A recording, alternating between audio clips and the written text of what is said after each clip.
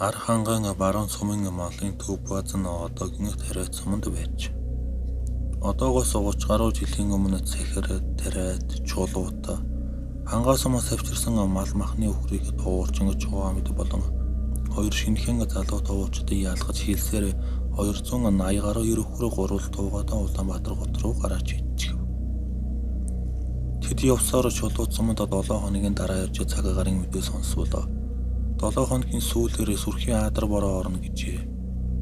Чувамд өөрийн хоёр туслах дуурчинтай хандаж энд хідүүлээ 7 хоног юугаа хийх вэ? Эрдгэн зам төхөдөө гэж хэлээд тэд өглөөний сэрүүн дээр хөдөлж гурвуулын явсаар төвшрүүлэх сум орж тэндээс цаашаа хотон сумын араар гарч ахин 2 хоног саатав.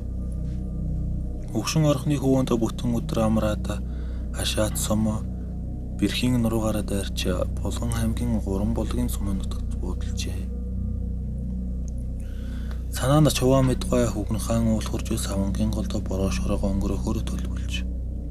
3 туурчин амрах чөлөөгөө явсан болохоор бүтэн шөнө явсаар хүүхэн хаан савангийн голд хүрв.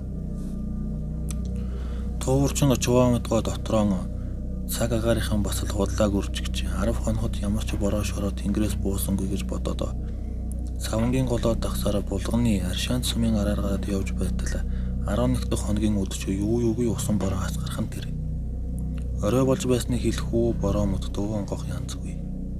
Хэдэн өгрөө туугаад яваад л байлаа. Бороо баруун хооноос орж байсан болохоор үхэр хараа аяндаа зүүн тийш уруудана. Хэдий хугацаа өнгөрснийг мэдэхгүй ч удалгүй өндөр бууж эхэлжээ. Чувамд өөрийн туслах туурчин төмөр тоогоо Батбаатар хоёр хандаж үхрийнхаа цаагаараар 9 тасаргаан шугууд хэдэн үхрийн алд шугууд чи бид төлбөр тооцоонд орж дээлээ нөвөрнө гэдгийг мартуу зай гэж хэлээд чан хоошин туугаарай ширүүхэн туусаар жалгаруу дулаад явжээ. Чувамдгаа уг нь олон жил дондров гэдэг эртээ товор туусан ч цаадах нь энэ жил биеийн жилээр гэж аймгийн нэгдсэн имлэг барааджээ. Иймээс юугаач мэдэхгүй хоёр залуу туурчин дагуулж явсантаа хийл өөртөө харамсаж толгоор угаашаа. Тэд явсаар уулын хормойд хурж хавь орчноо ажиглуул хүн амьтан өөрийн хэдэн жилд бугаагүй сарвчтай өвлжөө үзэгдэжээ. Тэнгэр онгох янзгүй битүү манан байсан тул Чувамд хоёр залууг дагуулan өнөөхөө үлжөөнд ирж үхрээ сарвчанд нь хашиж санаа амрав. Аваржаанд хураасан аргалыг ухаж хүсрий банзоо хуурай аргал цуглуулan хоолоо бэлдэж эхэлсэн байна. Халуун цай борстой шүлгүүсэн хоёр залууд ороос эргэж хувцс хунараас олж норсон дийлээ хатаах юм болцгооч. Өвгөн туурчин жоорноос нэг шил арих гаргаж 100 г татаад өнөөх хоёртоо хүүтэн бороонд цохиулсан улс эрүүл мэндэд бодож явахгүй бол хэрийн хүмүүс хэцүүдэнэ гэж хэлээд Батбаатар гих залуудаа нэг шилийг өгчээ. Тухайн Батбаатар гих залуу шүлэг бишдэг залуу. Тэр архинд дуртай тул шуудлах өнтөрч гисэн байна. Харин төмөр тоогоо архи уудгүй хахад цацаад аягтай нь буцааж өгчээ. Гурвал архиа уугаад майхнаа зааж унтахаар пүүгэндээ орцгов. Тэгтэл сарвчанд хөвтөж байсан үхрнүүд нь муухай мөөрөлдөн ямар нэгэн аратнаас өргөх шиг болжээ.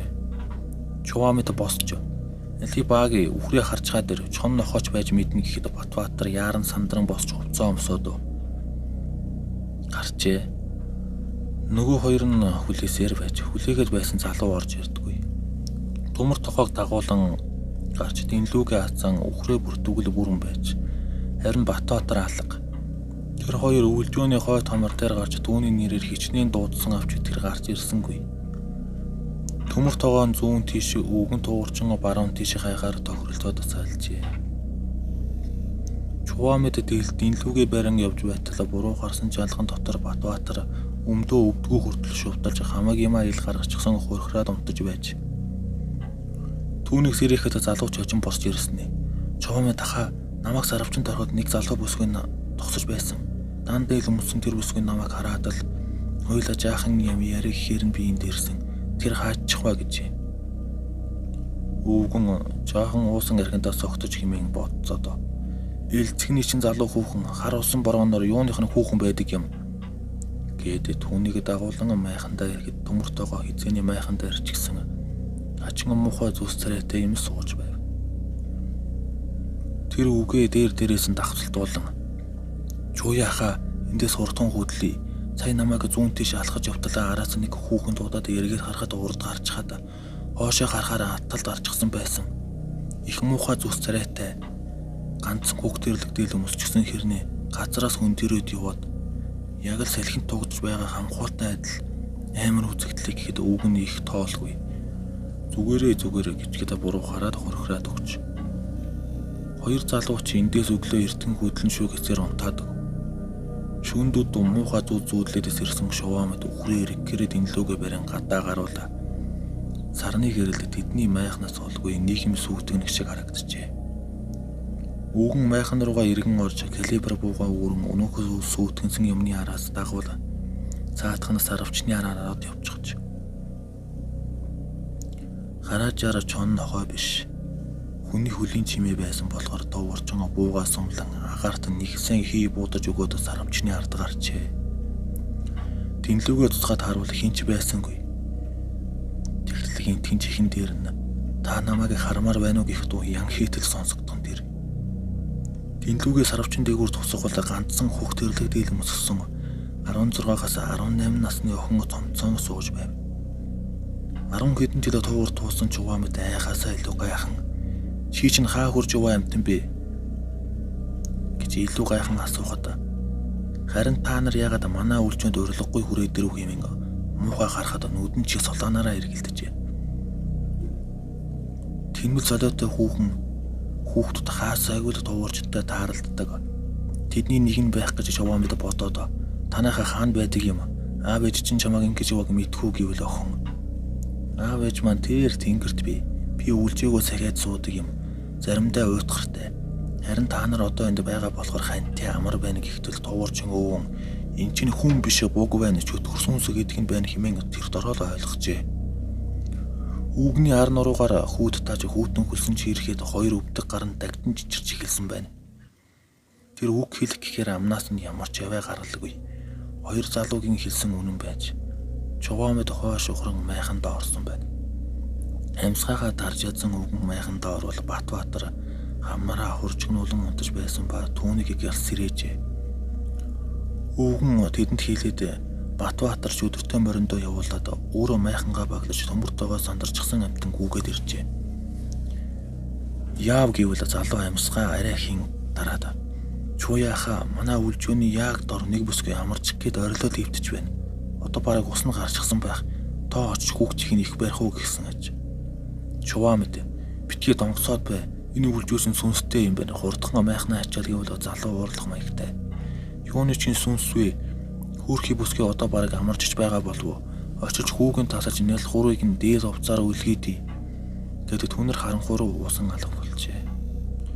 Түүнийг явсны дараа Батбаатар инээд алдчихсан мордоо хөтлөн хурж ирээд үлжөөний яг дор жаахан хүүхэд гэрээсээ дөржгөд уйлаад явж байна.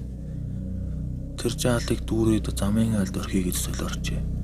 Чуваамд юуны чинь жирэмсэн хүүхэн бас дээрээс нь төрсөн жаал вэ? Эн чинь бугч өдөртөө үлжөө байна. Гэвэл Батбаатар их хэсгээд энэ хэлсэн морио эмээлэн үгний хүнд орсон байна.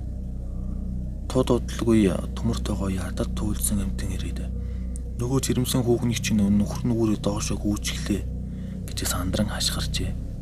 Ингээд тэд мориндоо мордож майхнаа ачид сүнс сүдэр хорогдсон өнөөх үлжөөнөөс холдов.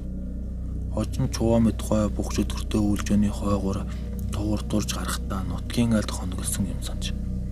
Өвгөн өөр тохиолдсон зүйлийн тухай хүүрнүүл айлын эзэн нэгэн төхийг түүнд ярьж өгчээ. Тус үлжөөнд бадарчих гэдэг айлаа үлжиж богмолдоо төлөвлөдөг байж. Тэр нэгэн үйл сарвчны шонд үлгсэн дэнлүүний газар дунжи хуурай хөдөг авцалтан сарвчтай хойно жирэмсэн ихнэрээ бас 17 настай дагуур охиноос шатаж өгсөн юм санаж. Бадарч тэр үед сум руу эмч дуудахаар явсан бөгөөд эргэж ирээд гарах галах боломж гэр бүл нэгдэл нийгмээс өгсөн өчнөн мал унс нуран босныг мэдээд өөрийгөө буудчихсан гэдэг. Түүнээс хойш 2 жилийн дараа өнөөх өвлжөөгөө нэгдлийн зүгээс засаж зэлбээд ахын босгосон авч буусан айлууданд сүнс сүдэртэй хэмээн цээрлдэг болсон тухай сонсчээ. Харин богч өдөртөө өвлжөөг мэдэхгүй явуулын хүмүүс туурчд буудлаад шээсээ алдлаа айж ичдэг тухай гэрийн эзэн яг л 5 кано шиг тэдэнд өнгөтөр ярьж өгсөн гэдэг. Сайн байцгаана уу? Манай YouTube сувг эвгүй түүхүүдэгээд ер нь бүх чиглэлээр видео контент бэлтгэж явуулдаг сувг байгаа. Тэгээд эвгүй түүхүү гэдэг гол учир нь болохоор яг тийм бүх утгаараа явдаг. Зүнс чөтгөрөө бууг хий үзэгдэл, аимшигын яриа, болсон явдал, гэмт хэрэг, айдас гэдэг ер нь тийм бүхэл болсон эвгүй явдал сонирхолтой зүйлүүдийг та бүхэнд хүргэдэг байгаа. Та бүхэн хэрвээ subscribe дарж хэмжээгүй бол манай сувгийг дэмжиж дараарай. Баярлалаа. Дараа уулзцгаая.